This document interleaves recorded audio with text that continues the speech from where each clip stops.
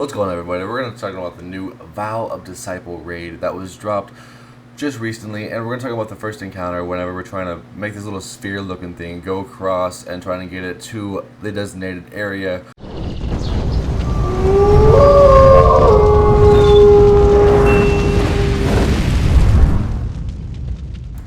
What's going on, guys and gals? So this is the first encounter whenever you're trying to mount this sphere, trying to ride it across like a horse you would ride into the desert. So as you can tell on the left-hand screen, you're going to see this pervading darkness buff or debuff you're going to be seeing on the side of the screen. It is just like the old times where if you let it accumulate, get bigger and bigger, your screen's going to get darker and darker to where you can't see. The only way to get rid of this darkness is to kill the abominations as quick as possible, and you're going to see these spheres that pop up with a glowing golden effect around it, and that golden effect will actually get rid of that buff and give you to where you can actually do more damage and do the damage needed to kill everything and kill the ads around you.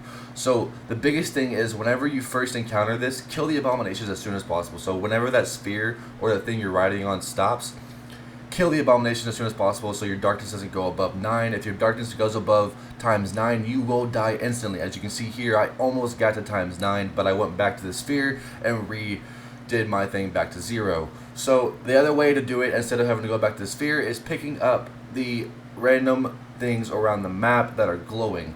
Also, those things that are glowing on the map, you're also going to need to pick those up after you kill the abominations, and you're going to need to bring those back to the horse or the thing that you're riding on, and you're going to need to refill it every single encounter. So at the abominations, you're going to stop the machine. You're going to lose the effect of the machine, and you're going to have to go back and get the spheres, reload it up over and over again until the encounter is done.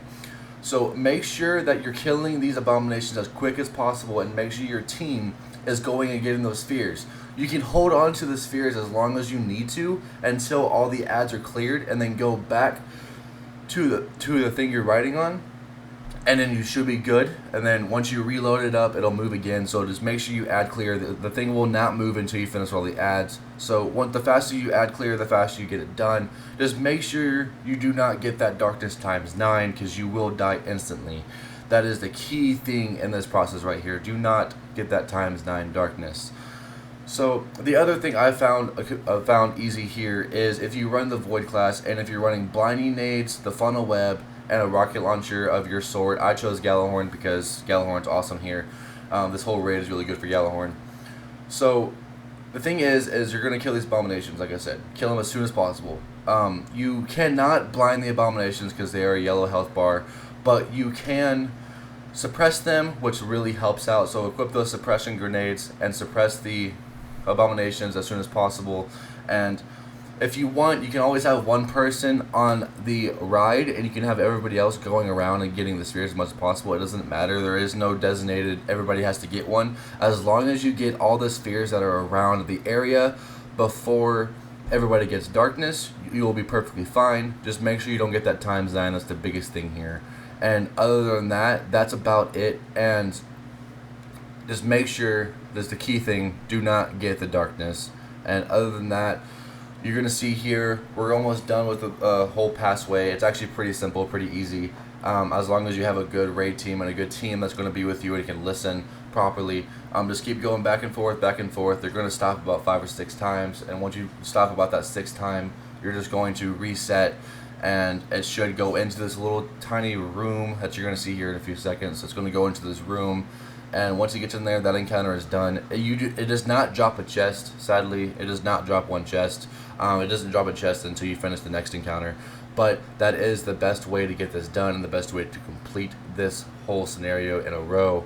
That's the best way we found. Like I said, just darkness.